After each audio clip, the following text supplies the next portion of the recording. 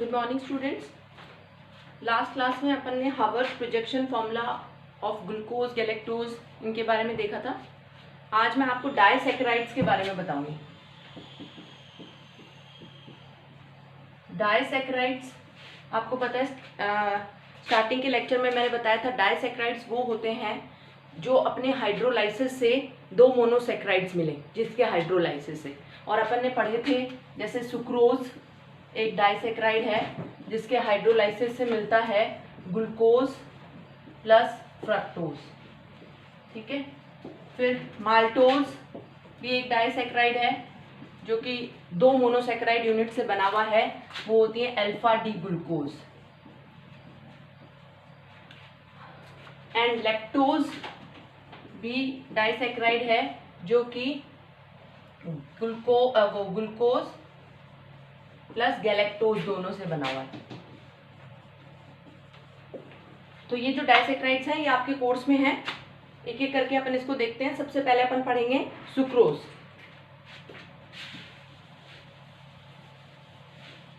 देखो, सुक्रोज जो होता है उसे केन शुगर भी कहा जाता है, शुगर केन से जो मिलता है सुक्रोज,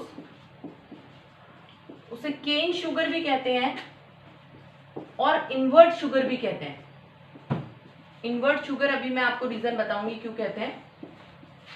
केन शुगर इसलिए कहते हैं क्योंकि ये शुगर केन से मिलता है। सुक्रोज का फॉर्मूला आपको पता ही होगा, C12H22O11 ये होता है, ओके।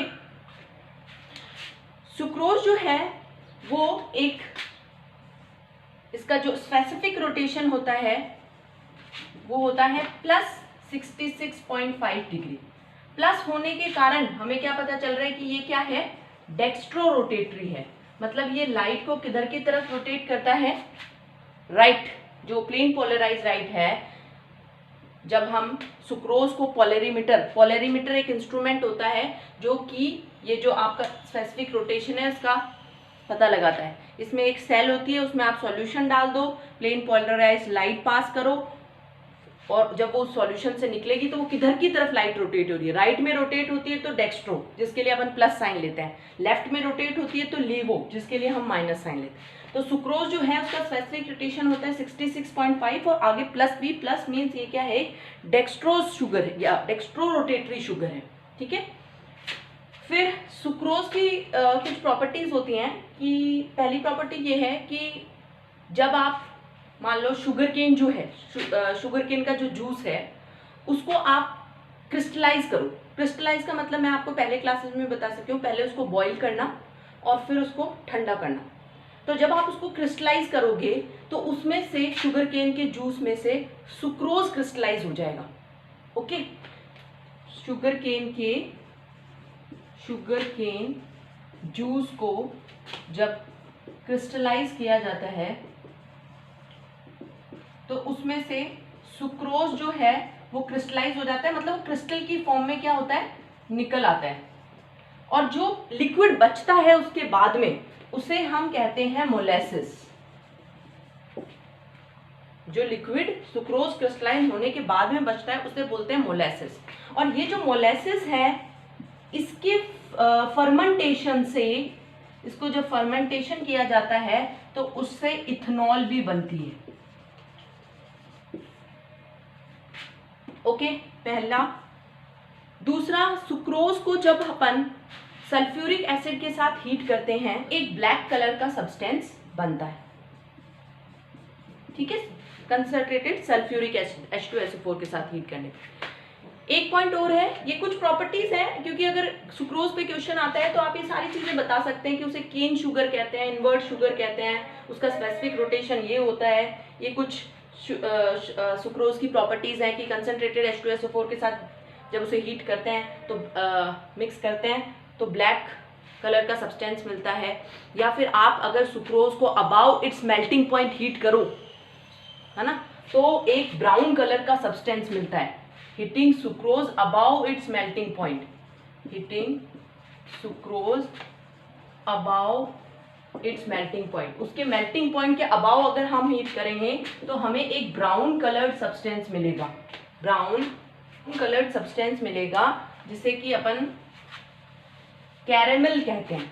आप देखना, ब्राउन कलर सब्सटेंस जिसे कि कैरेमल कहते हैं। आपने देखा होगा चीनी को भी अगर आप गर्म कर दो उसके मेल्टिंग पॉइंट से ऊपर तो वो ब्राउन कलर की हो जाती है, और वो जो ब्राउन कलर का लिक्विड होता है उसे हम कैरेमल कहते हैं।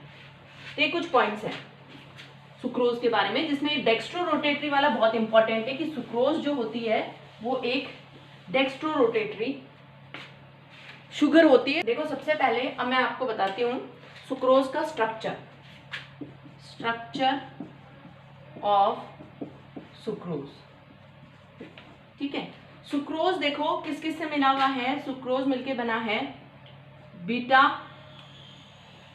Alpha D glucose plus beta D fructose, इनसे मिलके सुक्रोज बना हुआ है। Alpha D glucose and beta D fructose.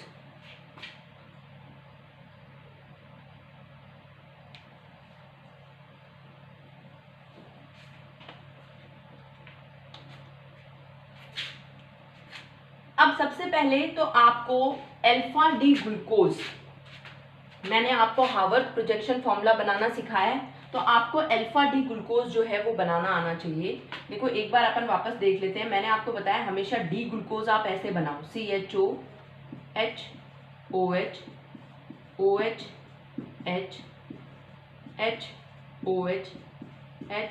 HOH CH2OH।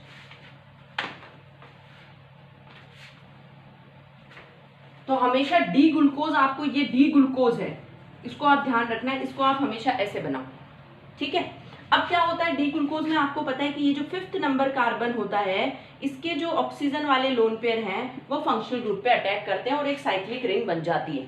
तो अपन क्या बनाते हैं, इसकी साइक्लिक रिंग जब बनाएंगे तो आपको पता है यहाँ पे ये जो CHO वाला कार्बन था इसका एक हो जाता है OH और एक H, और यहाँ से वो आगे जुड़ जाता है, ये HOH, ये OHH, ये H, ये यहाँ से आगे जुड़ गया, यहीं से जुड़ा या थोड़ा और आगे से जुड़ा है, ये देखो इस कार्बन से जुड़ा है। ठीक है, और फिर उसके बाद में आ गया CH2OH। तो ये अपना फंक्शनल ग्रुप कार्बन तो अब ये बन गया, और उसके बाद में HOH OHH HOH यहाँ से जुड़ गया। ये अपना बना था साइक्लिक स्ट्रक्चर ऑफ ग्लूकोज, जिसे कि मैंने बताया था कि जब ये एनोमेरिक कार्बन, देखो इस कार्बन को जहाँ पे कि फंक्शनल ग्रुप होता है जो कि बाद में अटैक करने पे HOH बन जाता है, इसे अपन एनोमेरिक कार्बन भी कह सकते हैं क्योंकि ये एनोमर्स बनाता है अल्फा और बीटा, या इसी को अपन हेमी एसिटल कार्बन भी कह सकते हैं क्योंकि ये जो बनने वाला है ये हेमी एसिटल है, एक OH है और ये एक O के साथ ये जुड़ा हुआ है। तो दोनों नाम काम में ले सकते हैं, एनोमेरिक कार्बन और हेमी एसिटल कार्बन। ठीक है, ये आपका बन गया। अब आपको इससे मैंने हार्वर्ड प्रोजेक्शन फॉर्मूला बनाना बताया था कि आप क्या करो, ये रिंग बना लो और यहाँ पे ये अपन ने ऑक्सीजन लगा दिया। अपन नंबरिंग कर देते 1 2 3 4 5 6, तो इसमें भी 1 2 3 4 5 6 है ना। और ये मैंने आपको कल के लेक्चर में अरेंज करना बताया था, तो अभी मैं डायरेक्ट अरेंज कर रही हूँ, तो आप देखना कल के लेक्चर में यहाँ पे आ जाता है इसका CH2OH और यहाँ आ जाएगा H। ठीक है, तो अब अपन अरेंज करते हैं। मैंने आपको बताया तो जो लेफ्ट साइड के ग्रुप होते हैं उन्हें अपन ऊपर रखते हैं और राइट साइड वाले को अपन नीचे रखते हैं। तो यहाँ H देखो 2 पे लेफ्ट है H, तो यहाँ आ जाएगा HOH। ये कौन सा है, अल्फा एनोमर है ना, क्योंकि मैंने बताया था राइट पे OH हो अगर एनोमरिक कार्बन पे तो वो अल्फा होता है, और अगर ये लेफ्ट पे होता तो बीटा होता। यहाँ से ये बनता है, ये ध्यान रखना है। अब HOH हो गया यहाँ पे। ठीक है, बाकी के आपको हर बार स्ट्रक्चर बनाने की जरूरत नहीं है। अगर आपको ये ध्यान है कि बाकी वाले कार्बन पे पहले होता है HOH, फिर होता है OHH, फिर होता है HOH, इधर से बोल रही हूँ मैं, और फिर होता है HOH OHH HOH HOH, इस तरीके से होता है। तो अगर आपको ध्यान है तो आप पहला ध्यान रख लो कि एनोमर में H जो होता है वो अल्फा एनोमर में HOH होता है, OH राइट पे होता है। ठीक है, तो राइट वाला तो नीचे जाएगा और लेफ्ट वाला ऊपर। उसके बाद में तो वही कॉन्फ़िगरेशन है जो अपन याद रखते हैं, यहाँ से वो लिखते जाओ आप, HOH फिर आता था OHH, फिर आता था HOH, फिर आता था H ये देखो HOH, फिर आता था OHH, ठीक है, फिर आता था HOH, और इस वाले कार्बन का अपन को देखो ये लिखना पड़ेगा CH2OHH। ये जो लास्ट वाला कार्बन है ना, 6th कार्बन, क्योंकि यहां से वो चेन बन गई तो ये CH2OHH। तो हर बार ऐसे इतना करने की जरूरत नहीं है, ये आप ध्यान रख सकते हो। आपको पता है कि OH राइट में होता है अल्फा एनोमर में, तो HOH, OH नीचे जाएगा। फिर अपन जब डी ग्लूकोज याद रखते हैं तो HOH होता है, फिर OHH होता है, फिर HOH होता है, और लास्ट में CH2OHH। ठीक है, अगर आपको जैसे ये अल्फा डी ग्लूकोज हो गया, ठीक है, अपन को यहाँ पे अल्फा डी ग्लूकोज ही चाहिए था, तो एक स्ट्रक्चर अपना बन गया। अब अपन को चाहिए बीटा डी फ्रक्टोज। तो बीटा डी फ्रक्टोज में देखो, आपको मैं बताया था, इसका स्ट्रक्चर मैंने नहीं बताया अभी, ये आप ध्यान से देखिए। बीटा डी फ्रक्टोज में आपको पता है फ्रक्टोज एक कीटो शुगर है, ये हो गया CH2OH, ये अपना कीटोनिक ग्रुप हो गया सेकंड कार्बन पे, ठीक है। यहाँ पे अब अपन वही देखो कॉन्फ़िगरेशन, इसका भी कैसे ध्यान रखोगे, डी ग्लूकोज की तरह ही ध्यान रखो। डी ग्लूकोज में सबसे ऊपर क्या था, CHO था, फिर HOH था, इसका मतलब यहाँ तक की बात तो हो गई। फिर OHH था, तो इसमें भी OHH ही लगाओ, फिर HOH, फिर HOH, और फिर CH2OH, तो ये डी फ्रक्टोज हो जाएगा, ठीक है। और हमें यहाँ पे सुक्रोज के अंदर जो फ्रक्टोज होती है वो 5 मेंबर्ड रिंग में होती है, उसे फ्यूरेनोज कहते हैं। तो 5 मेंबर्ड रिंग कब बनेगी, जब ये वाला कार्बन जो है सेकंड लास्ट, नीचे से सेकंड लास्ट कार्बन रिंग बनाएगा। तो यहाँ पे मैं रिंग बनाती हूँ, देखो इसके साथ ये रिंग बनेगी, तो ये देखो ये तो हो जाएगा OH, और ये रिंग यहाँ से जुड़ जाएगी, तो मैं यहाँ पे देखो OH हो जाएगा, क्योंकि ये जैसे ही ये देखो आप यहाँ पे OH था, ये कार्बोनिल था, ये लोन पेयर इस पे अटैक करेंगे, इधर शिफ्ट होगा, तो ये नेगेटिव पे, तो ये H चला जाएगा और ये ऑक्सीजन इससे बॉन्ड बना लेगा इस कार्बन से, तो ये वाली बॉन्ड क्या बन जाएगी, OH, और ये ऑक्सीजन दोनों से लिंक हो जाएगा, ये ऑक्सीजन यहाँ पे दोनों से लिंक हो जाएगा, और ये OH। तो इसको अपन कैसे लिख सकते हैं कि ये CH2OH अगर मैं इधर की तरफ लिखूं और OH इधर की तरफ लिखूं, तो यहाँ पे ये बीटा एनोमर हो गया। यहाँ पे देखो दो ग्रुप्स है, एक CH2OH है और एक वो जो नया OH बनेगा वो। अगर वो लेफ्ट में होगा तो वो फ्रक्टोज का बीटा होगा, अगर वो राइट में होगा तो फ्रक्टोज का अल्फा होगा। OH को देखेंगे, ठीक है। तो यहाँ पे देखो CH2OH और यहाँ पे OH, फिर यहाँ पे देखो क्या रहेगा COHH, फिर CHOH, और फिर इससे तो जुड़ा है तो इससे अपन जोड़ देते हैं यहाँ पे ऑक्सीजन लगा के, ये इस तरीके से, और लास्ट में क्या रह गया CH2। इसको भी मैं अरेंज कर लेती हूँ जैसे अपन ने ग्लूकोज में अरेंज किया था। तो यहाँ पे चला जाएगा अपना CH2OH, इधर चला जाएगा H, और ये यहाँ नीचे से। यही हुआ अपना cyclic structure of fructose, beta D fructose. अब आपको ये एक 5 मेंबर रिंग है, देखो आप कैसे गिन सकते हो, यहाँ से चालू करो 1 2 3 4 5। तो 5 मेंबर रिंग को आप कैसे बनाओगे, इस तरीके से, ठीक है। और इसमें आप क्या करो, एक ऑक्सीजन जो है वो इंसर्ट कर दो, ऑक्सीजन है रिंग के अंदर, फिर इसके बाद ये 1 हो गया, ये 2 हो गया, ये 3 हो गया, और ये 4 हो गया, और ठीक है। या ऐसा मान लो ये 1 था तो ये 2 हो गया, ये 3 हो गया, ये 4 हो गया, और ये क्या हो जाएगा 5। तो अपन यहाँ पे 1 2 3 4 5 कर देते हैं। तो देखो 2 जो है इसमें अपन अरेंज करते हैं, मैंने आपको बताया था लेफ्ट वाला ऊपर रहता है, तो COH ऊपर, ठीक है।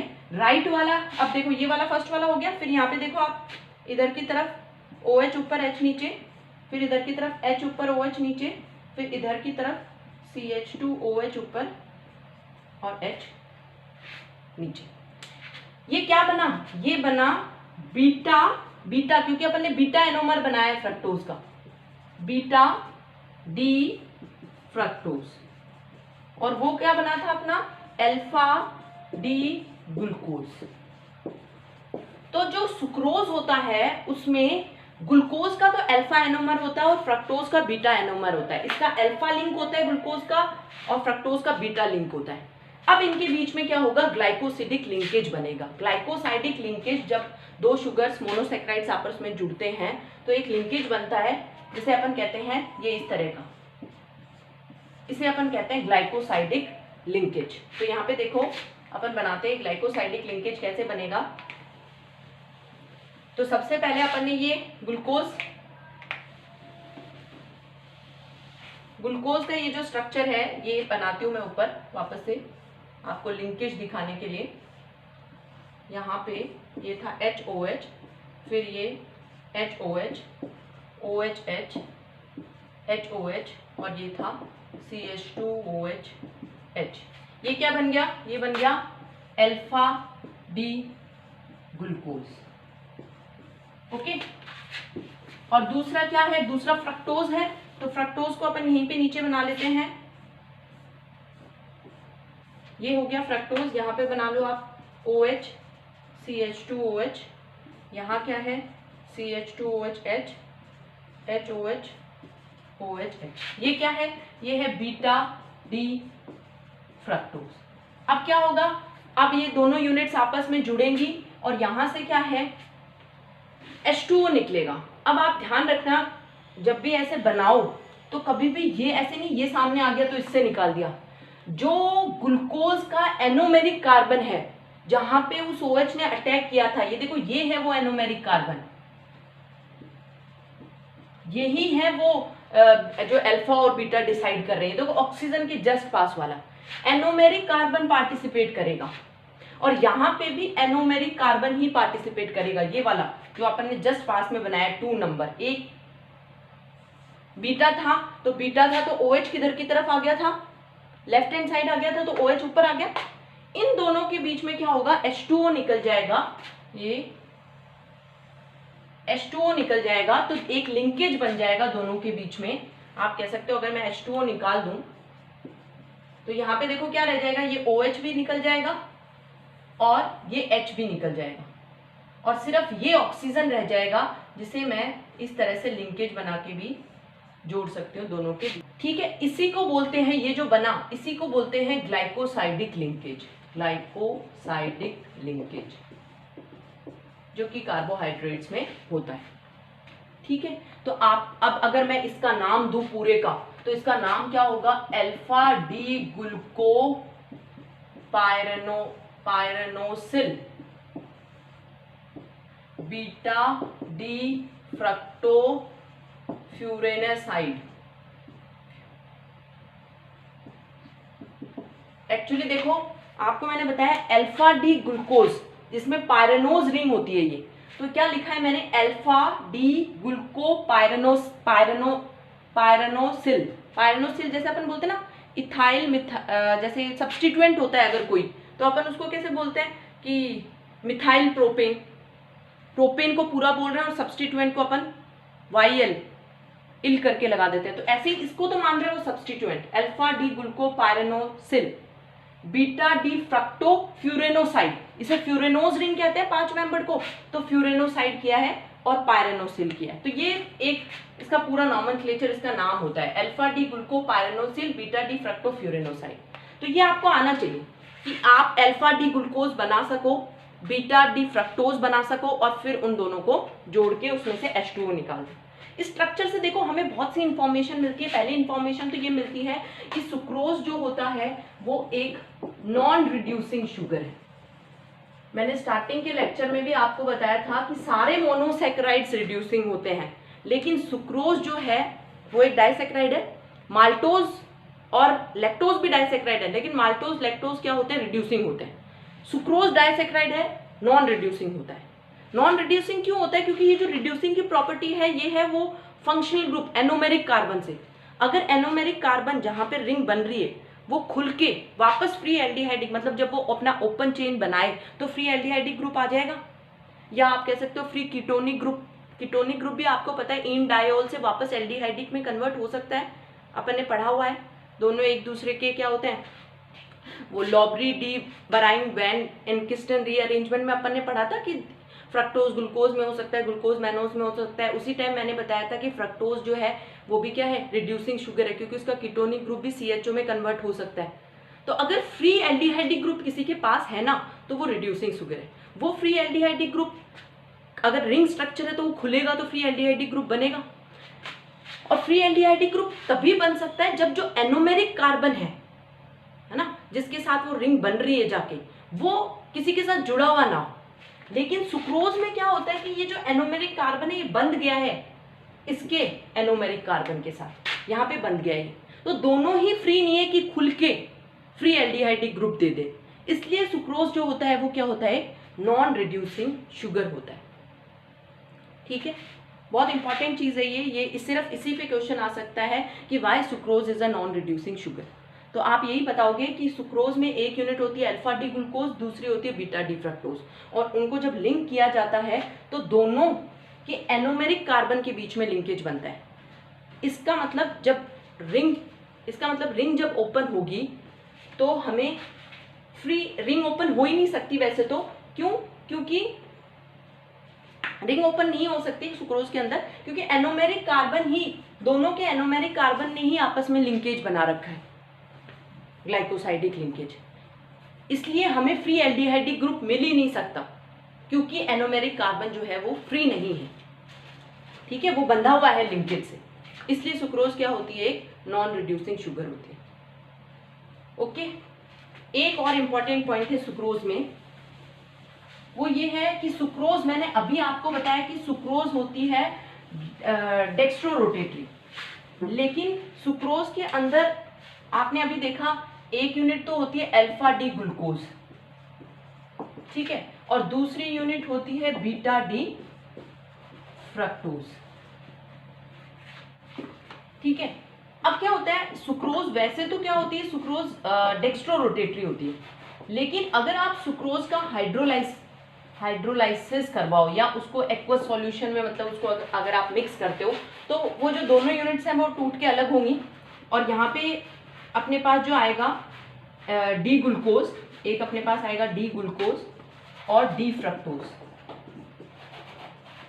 मैं अभी जो स्पेसिफिक रोटेशन लिख रही हूँ वो उसकी इक्विलिब्रियम मिक्सचर का लिख रही हूँ, क्योंकि मैंने आपको बताया था, मान लो अल्फा डी ग्लूकोज आता है तो एक्वस सॉल्यूशन में अल्फा डी ग्लूकोज मतलब खुद इक्विलिब्रियम मिक्सचर बनाता है, अल्फा डी ग्लूकोज खुद नहीं रह पाता, वो ओपन चेन स्ट्रक्चर बनाता है और फिर बीटा में कन्वर्ट हो जाता है, और हमें एक इक्विलिब्रियम मिक्सचर मिलता है जिसमें 36% अल्फा होता है, 64% बीटा होता है। तो अगर हम मान लो हाइड्रोलाइसिस कराने हैं तो अल्फा डी ग्लूकोज थोड़ा ना मिलेगा, अपन को इक्विलिब्रियम मिक्सचर मिलेगा। उसका आपको पता होगा, मैंने आपको पढ़ाया था, उसका स्पेसिफिक रोटेशन होता है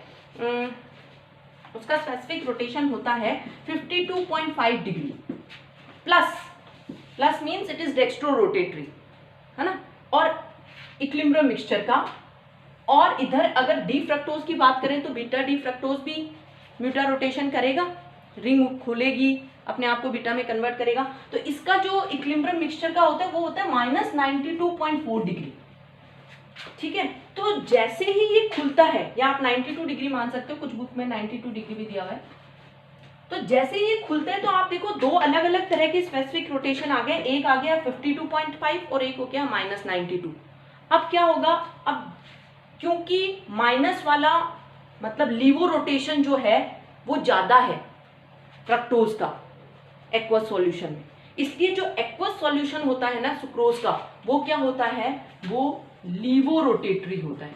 ये क्वेश्चन भी पूछा जा सकता है कि sucrose is dextrorotatory but why its aqueous solution is levorotatory. तो आप बताओगे कि when it is dissolve in aqueous या एक्वस मीडियम, या when hydrolysis is carried out, then we get glucose and fructose, और उनके फिर आप स्पेसिफिक रोटेशन बताओ, और बताओ कि फ्रक्टोज जो है उसका स्पेसिफिक रोटेशन माइनस में है और वो ज्यादा है, इसलिए ओवरऑल सॉल्यूशन जो होता है उसका स्पेसिफिक रोटेशन माइनस होने के कारण लीवो रोटेटरी होता है। तो ये बहुत इंपॉर्टेंट पॉइंट्स हैं, इनको आप बुक से भी देखें। Thank you.